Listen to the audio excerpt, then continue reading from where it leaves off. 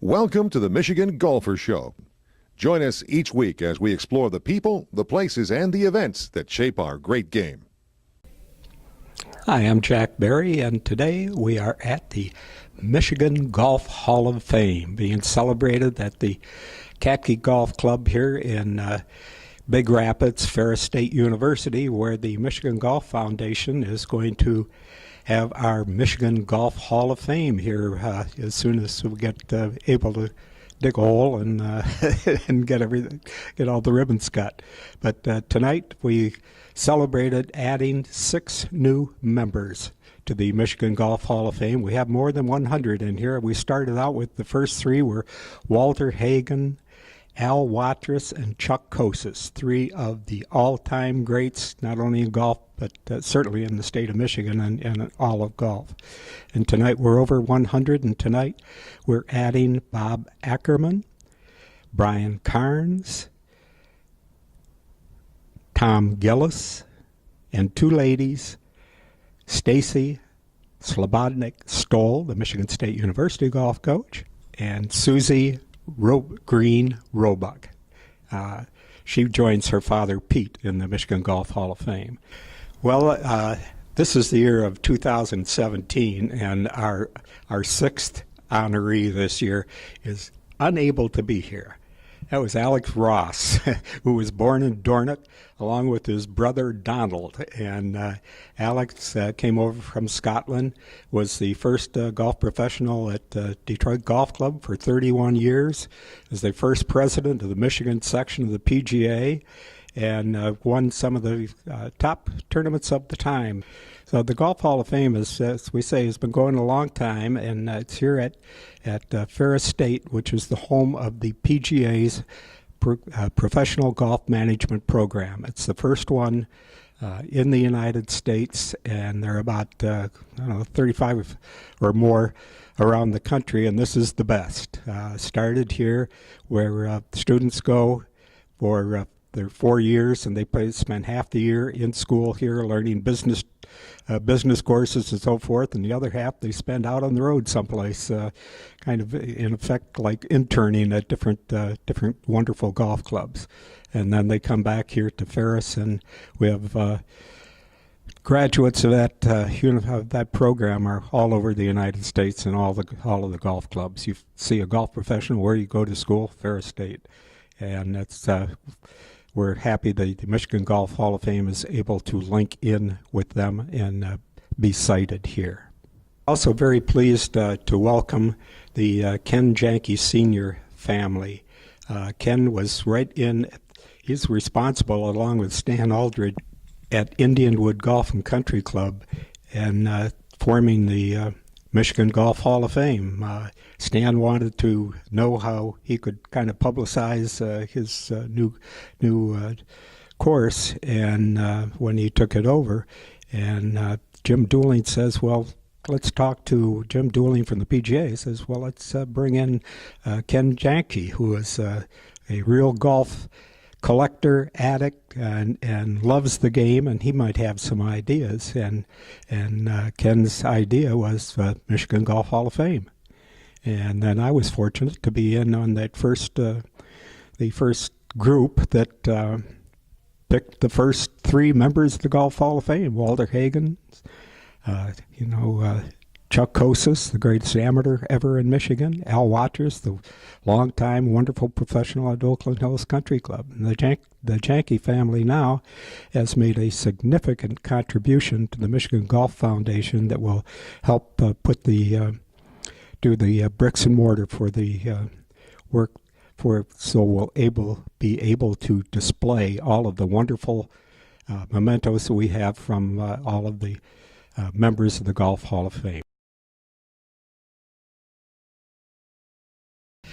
Okay, we're with Brian Cairns here at the Michigan Golf Hall of Fame induction ceremony at KOCSIS Golf Course, Ferris State University, home of the PGM program, and future home of the Michigan Golf Hall of Fame. And right now we are honored to have one of this year's honorees, Brian Cairns from Royal Oak grew up in Royal Oak anyway, right? We grew up in Rochester, Shelby Township, but yeah, I definitely was kicked around a Red Run, Royal Oak.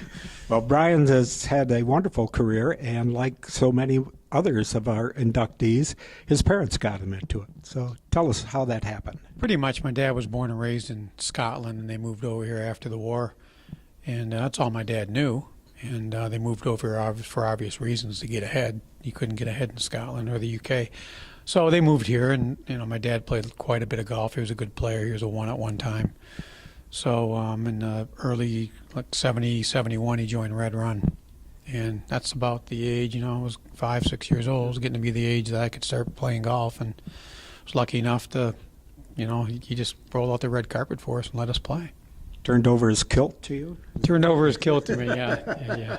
And it was kind of nice. I hung there as a kid. He made us caddy. It was kind of cool seeing another fellow Hall of Fame member, Jim DEWLING. Jim DEWLING was the first pro at the golf course I caddied at, Great Oaks. Oh, really? So Jim, I learned a lot from Jim, and then John TRAUB eventually, then on and on. So it's a really cool how things come back full circle. Well, when you from Red Run, how did you move up through the different steps of professionalism? Well, playing as amateur golf there, and you played against a lot of good players, and learned a couple good social skills there. But went to school in Florida. Was lucky enough to go to a private school in Florida. Graduated in Miami, Florida, at Barry University, and really got a good relationship with Eddie Fergal, and at Miami Shores. And Eddie's the one that said, "You should turn professional. You got what it takes." And Eddie was really adamant about it. I was like, "Yeah, okay." My dad's like, "What are you going to do?" I'm like, "I don't know. Eddie just told me to turn professional and go work at a club and just figure it out." So that was kind of the way I went, theology major. Then all of a sudden you're at a golf course working at Lagos and Miami Shores. And then I took a job at Country Club of Detroit and got into the business, the PGA program. So then you've been kind of a home guy since, although you've played all around the country. Yeah, I played around the country, but this is my home. And I always come back here, although I spent some winters in Florida. This is always going to be my home. My kids are here. My wife's here. She's got a practice here. So this is my home. My family's here. Well, you've won a lot of section PGA championships and even won a great big one on the national PGA. Well, yeah, I've won a couple big ones on the national, but you know what? I always tell the guys at national that, our tournaments are run better in Michigan. We're lucky with, with Ken Devine, the way he brought it along, and then Kevin Helm was kind of taken over, and Jeff Lofstead, now Justin Phillips, but we've had some really, really good people run our tournaments, and it's really easy. You just show up at a tournament and play great golf courses. Well, now you're teaching at a very popular club, and I think a very popular teaching program there at Fox Hills. Yeah, Fox Hills, the sisters, Kathy and Sandy, have given us a great opportunity. Jordan Young came there about 10 years ago, and I followed him over there about 9. And Jordan just basically said, "Hey, do what you do." And you got, he gave me a little window to do what I do, but he said after that you got to start working. But Jordan's really been a great promoter of mine, and as a good friend, Jordan and I have been good friends for 30 years, and he's really put me out in front stage and really sat back and watched me do what I do, and I owe a lot to him. Now you've straightened out a lot of swings. Yeah, it's kind of fun. Now you're in a mentoring stage. I've gotten a lot of good players who are now winning AJGA events, and that's kind of fun. Some LPGA girls are calling me, and so it's kind of flattering knowing that your golf talent and your passion can turn into knowledge that somebody else really wants and will be able to pay for it. It's like, wow, this is kind of a cool deal. Well, it seems like there's a lot more interest in the technical parts of the game, or the swing, or much more than there ever used to be. I think so. I'm kind of old school. I wear pants to work every day, khaki pants every day. Everyone's like, "Man, you're like an old timer." The same thing. I'm like khaki pants and white shoes, and my white shirt. But my job is, I got that really a good hard lesson from Ed Fergal and John Gehring, who was at Bloomfield. He says, your job is to preserve the tradition of this game at all cost. Whether you're a stuffed shirt or whatever, you have to preserve those things of the game, because they'll get lost really fast, and these kids will never see it. Make them write papers, make them do history reports on the game. And I do. I kind of hold the kids accountable to know the knowledge and the history of the game. Do you take them over to Scotland? No, I haven't yet, but Do you ever get there with your dad? Oh, yeah, well, my dad, I haven't gone. I've gone about a dozen times without my dad, but I've gone over there with my brother and a lot of members at clubs, obviously, who can afford to pay for it.